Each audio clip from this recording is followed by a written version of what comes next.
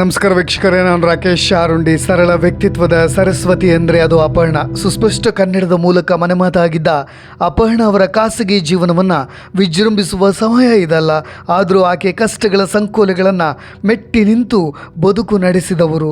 ಇಂದು ಯಾರೆಲ್ಲ ಜೀವನವೇ ಸಾಕಾಗಿ ಹೋಗಿದೆ ಅಂತ ಬೆನ್ನು ತೋರಿಸಿ ಓಡಿ ಹೋಗ್ತಿರೋ ಅಂಥವರಿಗೆಲ್ಲ ದಾರಿದೀಪವಾದವರು. ನನ್ನ ಗುರುತು ನನ್ನ ಕನ್ನಡ, ನನ್ನ ಉಸಿರು ನನ್ನ ಕನ್ನಡ.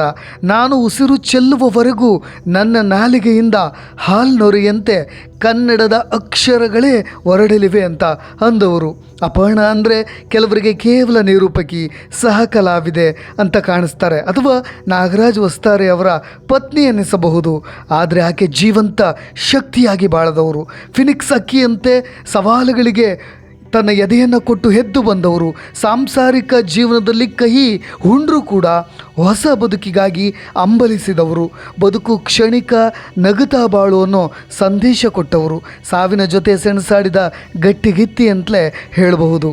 ಜವರಾಯನ ಅವನು ಹಾಕಿದಂಥ ಸವಾಲಿಗೆ ಸವಾಲು ಹಾಕಿ ಸತತ 2 ವರ್ಷಗಳವರೆಗೂ ಎಡೆಬಿಡದೆ ಹೋರಾಡಿದ ಧೀರೆ ಅಪರ್ಣ. ನಿರೂಪಕಿ ಅಪರ್ಣ ಖಾಸಗಿ ಬದುಕಿನ ಒಂದು ಕ್ಷಣವನ್ನು ನೆನೆಯಲಿಕ್ಕೆ ಇಚ್ಛಿಸ್ತೇನೆ. ಕಾರಣ ಯಾಕೆಂದರೆ ಅದು ಅನೇಕ ನಾರಿಯರಿಗೆ ಆತ್ಮಸ್ಥೈರ್ಯವನ್ನು ತುಂಬಬಹುದು, ಜೀವನದ ದಿಕ್ಕನ್ನೇ ಬದಲಿಸಬಹುದು. ನಾವು ಕಷ್ಟಗಳಿಗೆ ಹೇಗೆ ಎದೆಕೊಟ್ಟು ನಿಲ್ಲಬೇಕು, ಹೇಗೆ ಹೋರಾಡಬೇಕು. ನಮ್ಮ ಜೀವನದಲ್ಲೂ ಕೂಡ ಅನೇಕ ಕಷ್ಟಗಳಿದ್ದಾವೆ. ಆದರೆ ಅಪರ್ಣ ಬದುಕಿದ ರೀತಿ ಇದೆಯಲ್ಲ, ಅದು ನಿಮಗೂ ಕೂಡ ರೋಲ್ ಮಾಡೆಲ್ ಆಗಬಹುದು, ನಿಮ್ಮ ಜೀವನದ ದಿಕ್ಕನ್ನು ಕೂಡ ಬದಲಿಸಬಹುದು ಅಂತ. ನಿರೂಪಕಿ ಅಪರ್ಣ ಅವರ ಖಾಸಗಿನ ಬದುಕು ಯಾಕೆ ಅಂತ ಹೇಳಿದ್ರೆ, ಅಪಾರ ಗೌರವವಿರುವ ಕನ್ನಡತಿಯ ಮೇಲೆ ನನಗೂ ಕೂಡ ಅಪಾರ ಒಲವಿದೆ. ಆದರೆ ಆಕೆ ಬದುಕಿಗೆ ಸೋಲದೆ, ನಾನು ಸತ್ತೆ ಅಂತ ಎಲ್ಲೂ ಕೂಡ ಸೋಲೊಪ್ಪಿಕೊಳ್ಳದೆ ಹೋರಾಡಿದಂಥ ಗಟ್ಟಿತನದ ಕಥೆ ಇದು. ಇದು ಇಂದಿನ ನಾರಿಯರಿಗೆ ಪಾಠವಾಗಲಿ. ಅಪರ್ಣ ಕೇವಲ ಹೆಣ್ಣಲ್ಲ, ಆಕೆ ಧೀರೆ, ಯೋಧೆ. ಆತನ ಆ ಪತ್ನಿ ಒಂದು ಅಪರ್ಣ ಅವರ ಪತಿದೇವರೇ ಹೇಳುವಂತೆ ಆಕೆ ಧೀರೆ, ಯೋಧೆ ಅಂತ ಪದೇ ಪದೇ ಹೇಳ್ತಾ ಇದ್ರು. ಇಲ್ಲಿಗೆ ತನ್ನ ಜೀವನವೇ ಮುಗಿಯಿತು ಎಂದುಕೊಂಡು ಸೋತು ಸುಣ್ಣವಾಗದೆ ಅಮೇರಿಕಾದಲ್ಲಿ ಧೈರ್ಯ ತುಂಬಿಕೊಂಡ ನಮ್ಮ ಅಪರ್ಣ, ನಮ್ಮೆಲ್ಲರ ಅಪರ್ಣ ಅಬಲೆಯಲ್ಲ, ನಾನು ಸಬಲೆ ಅಂತ ತೋರಿಸಿಕೊಟ್ಟವರು. ಮೊದಲ ಪತಿಯೊಂದಿಗೆ ಅಮೇರಿಕಾದಲ್ಲಿದ್ದಾಗ ತೀರಾ ನೋವುಂಡ್ರೂ ಕೂಡ ಅನೇಕ ಕಹಿ ಘಟನೆಗಳನ್ನು ಅನುಭವಿಸಿದರು. ಕಹಿ ಘಟನೆಗಳೊಂದಿಗೆ ದಿನ ಕಳೆದರೂ ಕೂಡ ಆ ಸಂಸಾರದ ಸಂಕೋಲೆಗಳ ಬಂಧನದಿಂದ ಮುಕ್ತಿ ಹೊಂದಿ ಹೊಸ ಬದುಕು ನಡೆಸೋ ಆಕಾಂಕ್ಷೆಗಳೊಂದಿಗೆ ನಿರಂತರವಾಗಿ ಹೋರಾಡಿದವರು. ಹಾಗೆ ನಿರಂತರವಾಗಿ ಹೋರಾಡ್ತಾ ಆ ಸವಾಲುಗಳನ್ನು ಮೆಟ್ಟಿ ನಿಂತು ಆ ಕಹಿ ನೆನಪುಗಳನ್ನು, ಕಹಿ ಕ್ಷಣಗಳನ್ನು ಅಲ್ಲೇ ಅರಗಿಸಿಕೊಂಡು ತನ್ನ ನೋವನ್ನು ಯಾರಿಗೂ ಕೂಡ ಹಂಚಿಕೊಳ್ಳದೆ ಆದಷ್ಟು ಬೇಗ ತವರಿಗೆ ಓಡಿ ಬಂದವರು. ಅಪರ್ಣ ಅಮೇರಿಕಾದಲ್ಲಿದ್ದಷ್ಟು ದಿನ ಯೋಚಿಸ್ತಾ ಇದ್ದಿದ್ದು ಒಂದೇ, ನಾನು ಭಾರತಕ್ಕೆ ಮತ್ತೆ ಬರಬೇಕು, ಅಲ್ಲಿಂದ ತಪ್ಪಿಸ್ಕೊಂಡು ಬರಬೇಕು, ಆ ಸಂಸಾರದ ಸಂಕೋಲೆಗಳಿಂದ ನುಣಿಚಿಕೊಂಡು ಬರಬೇಕು ಅಂತ ಕನ್ನಡಿಗರ ಮುಖವನ್ನು ನೋಡೋ ಆಕಾಂಕ್ಷೆ ಹೊತ್ತವರು. ಕನ್ನಡಿಗರ ಪ್ರೀತಿಯೊಂದಿಗೆ ಬರೆಯಬೇಕು ಅಂತ ಆಗ ಅಲ್ಲಿಂದ ಓಡಿ ಬಂದು ಇಲ್ಲಿ ಕರ್ನಾಟಕದಲ್ಲಿ ಮತ್ತೊಮ್ಮೆ ಹೊಸ ನೆಲೆಯನ್ನು, ಹೊಸ ಜೀವನೋತ್ಸಾಹದೊಂದಿಗೆ ಬದುಕಿದರು. ಆಗ ಸಿಕ್ಕವರೇ ನಾಗರಾಜ್ ವಸ್ತಾರೆ. ನಾಗತಿಹಳ್ಳಿ ಚಂದ್ರಶೇಖರ್ ಜೊತೆ ಖಾಸಗಿ ಬದುಕಿನ ಅನೇಕ ಕಹಿ ಘಟನೆಗಳನ್ನು ಹಂಚಿಕೊಂಡಿದ್ದರಂತೆ ಅಪರ್ಣ. ಅನೇಕ ಜೀವನದ ನೋವುಗಳನ್ನು ಹಂಚಿಕೊಂಡಿದ್ದರಂತೆ ಅಪರ್ಣ. ತನ್ನ ಸಾಹಿತ್ಯಾಭಿರುಚಿಗೆ ತಕ್ಕಂತಹ ಸರಳ, ಸೌಜನ್ಯ, ಸ್ನೇಹಪರ, ವಾತ್ಸಲ್ಯಮಹಿ ಜೊತೆಗೆ ಕರುಣಾಮಹಿ ಅಂತಹ ಹುಡುಗನನ್ನೇ ಆಯ್ಕೆ ಮಾಡಿಕೊಂಡ್ರು. ನಾಗರಾಜ್ ವಸ್ತಾರೆಯನ್ನು ಮದುವೆಯಾದಾಗ 39ನೇ ವಯಸ್ಸು. ಆಗ ಅಪರ್ಣ ಅವರು ಅಲ್ಲಿಯವರೆಗೂ ಕಂಡಂಥ ಸಣ್ಣ ಪುಟ್ಟ ನೋವನ್ನು ಕೂಡ ಎಲ್ಲೂ ಮಾಧ್ಯಮಗಳಲ್ಲಿ ಹಂಚಿಕೊಂಡವರಲ್ಲ. ಮೊದಲ ಡಿವೋರ್ಸ್ ಬಗ್ಗೆ ಎಲ್ಲೂ ಕೂಡ ಹೇಳಲಿಲ್ಲ. ತನ್ನ ನೋವು ಇನ್ನೊಬ್ಬರ ಮನೆಯ ಸುದ್ದಿ ಆಗೋದು ಬೇಡ, ಅವರಿಗೆ ನನ್ನ ನೋವನ್ನು ಇವರಿಗೂ ಹಂಚೋದು ಬೇಡ ಅಂತ ಅಂದುಕೊಂಡವರು. ಸಮಚಿತ್ತದಿಂದಲೇ ಬಾಳಿದವರು. ಹಾಗಾಗಿ ಅಪರ್ಣ ಎಲ್ರಿಗೂ ಕೂಡ ಸ್ಫೂರ್ತಿ ಆಗ್ತಾರೆ. ಕನ್ನಡಿಗರಿಗೆ ಜ್ಞಾನದ ಕಣಜದಂತಿಂದ ಸಾಕಾರ ಮೂರ್ತಿ ಆಗ್ತಾರೆ. ಕ್ಯಾನ್ಸರ್ ಇದೆ ಅಂತ ಗೊತ್ತಿದ್ದರೂ ಕೂಡ ಅನೇಕರಿಗೆ ನಾನು ಹೇರ್ ಕಟ್ಟನ್ನು ಮಾಡಿಸಿರೋದು ಕೀಮೋಥೆರಪಿ ಚಿಕಿತ್ಸೆಗಾಗಿ ಅಂತ ಯಾವತ್ತೂ ಕೂಡ ಹೇಳಿಕೊಂಡವರಲ್ಲ.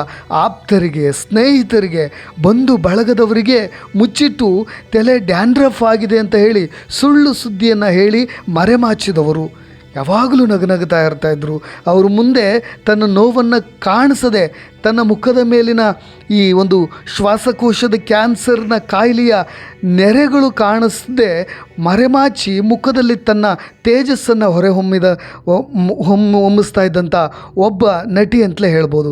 ಪ್ರತಿ ಕ್ಷಣ ಪ್ರತಿ ನಿಮಿಷ ಸಾವು ಬದುಕಿನ ನಡುವೆ ಹೋರಾಡುತ್ತಾ ಸತ್ತು ಬದುಕಿದಂತಹ ಕಲಾವಿದೆ, ನಳನಳಿಸುವ ಕನ್ನಡದ ಕುಸುಮ ಅಂದರೆ ತಪ್ಪಾಗಲಿಕ್ಕಿಲ್ಲ.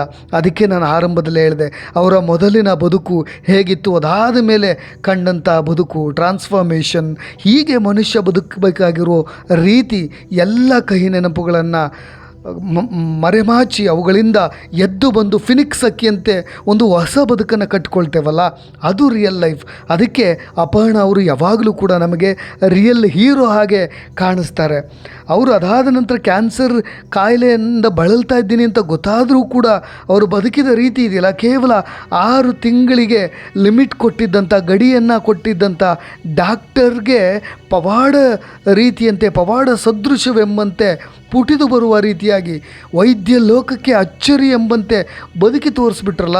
ಸುದೀರ್ಘ 2 ವರ್ಷಗಳ ಕಾಲ ಮತ್ತೊಮ್ಮೆ ತನ್ನ ಬದುಕನ್ನು ಇನ್ನೊಂದಿಷ್ಟು ವಿಸ್ತಾರ ಮಾಡಿಕೊಂಡ್ರಲ್ಲ, ಅದು ಎಲ್ಲರಿಗೂ ಕೂಡ ಅಚ್ಚರಿ ತರುವಂಥದ್ದು.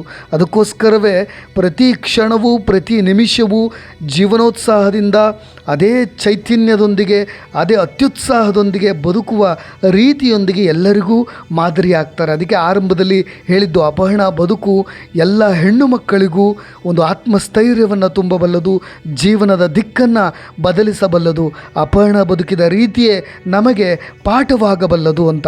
ಅದಕ್ಕೋಸ್ಕರವೇ ಪ್ರತಿಯೊಬ್ಬರೊಂದಿಗೆ, ಮಕ್ಕಳೊಂದಿಗೆ ಮಕ್ಕಳಾಗುವ, ಮಗುವಿನೊಂದಿಗೆ ಮಗುವಾಗುವ ರೀತಿ ಅಪರ್ಣ ಅವರದ್ದು. ಅವರೆಂದೂ ಕೂಡ ಮಕ್ಕಳಾಗಲಿಲ್ಲ ಅಂತ ಕೊರಗಲಿಲ್ಲ, ಅವರೆಂದೂ ಕೂಡ ಸಂಕಟ ಪಡಲಿಲ್ಲ. ಮತ್ತೊಮ್ಮೆ ಅದೇ ರೀತಿಯಾಗಿ ಉತ್ಸಾಹದಿಂದ ಬದುಕಿ ತೋರಿಸ್ಬಿಟ್ರು. ಕ್ಯಾನ್ಸರ್ ರೋಗಿಗಳಿಗೂ ಕೂಡ ಅಪರ್ಣ ಬದುಕು ಪಾಠವಾಗುತ್ತೆ. ಕುಗ್ಗಬೇಡಿ, ಇಷ್ಟೇ ಬದುಕು, ಮುಗೀತು ನನ್ನ ಜೀವನ, ಇಲ್ಲಿಗೆ ನನ್ನ ಜೀವನದ ಪಯಣವೇ ಮುಗೀತು ಅಂತ ಯಾರೆಲ್ಲ ಕ್ಯಾನ್ಸರ್ ರೋಗಿಗಳು ದುಃಖ ಪಡ್ತಿರಲ್ವ, ಸಂಕಟ ಪಡ್ತಿರಲ್ವ, ಅವರೆಲ್ಲರಿಗೂ ಕೂಡ ಇದೇ ಅಪರ್ಣ ಬದುಕು ಪಾಠವಾಗುತ್ತೆ. ಮಕ್ಕಳಿಲ್ಲ ಅಂತ ಸಂಕಟ ಪಡುವ ಬದಲು ನಾವೆಲ್ಲರೂ ನಾವು ಸಮಾಜದ ಮುಂದೆ ಕಾಣ್ತಕ್ಕಂಥ ಎಲ್ಲರೂ ಕೂಡ ಮಕ್ಕಳಂತೆ ಕಾಣುವ ರೀತಿ. ಅದಕ್ಕೋಸ್ಕರವೇ ಅಪರ್ಣ ನಿರೂಪಣೆಯ ಕ್ಲಾಸನ್ನು ತೆರೀಬೇಕು, ಪಾಠಶಾಲೆಯನ್ನು ತೆರೀಬೇಕು ಅಂತ ಅಲ್ಲಿನ ಮಕ್ಕಳನ್ನು ತನ್ನ ಮಕ್ಕಳಂತೆ ಕಾಣುವ ಕನಸು ಕಂಡವರು. ಆರಂಭದಲ್ಲಿ ಹೇಳಿದೆ ನಾನು, ಅರಳು ಹುರಿದ ಹಾಗೆ ಮಾತನಾಡುವ ಏಕೈಕ ನಿರೂಪಕಿ ಅಂತ. ನಮ್ಮೆಲ್ಲರಿಗೂ ಕೂಡ ಮುಂದಿನ ನಿಲ್ದಾಣ ನಂದಿದೆ ಅಂತ ಹೇಳದೆ ಹೊರಟು ಬಿಟ್ಟರು.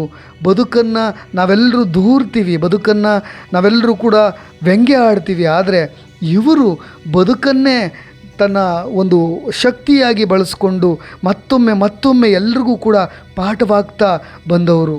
ಕನ್ನಡಕ್ಕೆ ಮತ್ತೊಮ್ಮೆ ಅಲಂಕಾರ ರೀತಿಯಾಗಿ ಬಾಳ್ದಂಥ ಅಪರ್ಣ ಬದುಕು ನಮ್ಮೆಲ್ರಿಗೂ ಪಾಠವಾಗಲಿ ಅಂತ ಹೇಳ್ತಾ ಅವ್ರನ್ನ ಮತ್ತೊಮ್ಮೆ ಸ್ಮರಿಸೋಣ, ಮತ್ತೊಮ್ಮೆ ಅವರು ಹುಟ್ಟಿ ಬರಲಿ ಅಂತ ಪ್ರಾರ್ಥಿಸೋಣ. ಇದೇ ರೀತಿಯಾದಂಥ ಅಪ್ಡೇಟ್ಸ್ಗಳೊಂದಿಗೆ ಮತ್ತೆ ಬರ್ತೀನಿ. ನಾನು ರಾಕೇಶ್ ಆರುಂಡಿ. ಧನ್ಯವಾದಗಳು.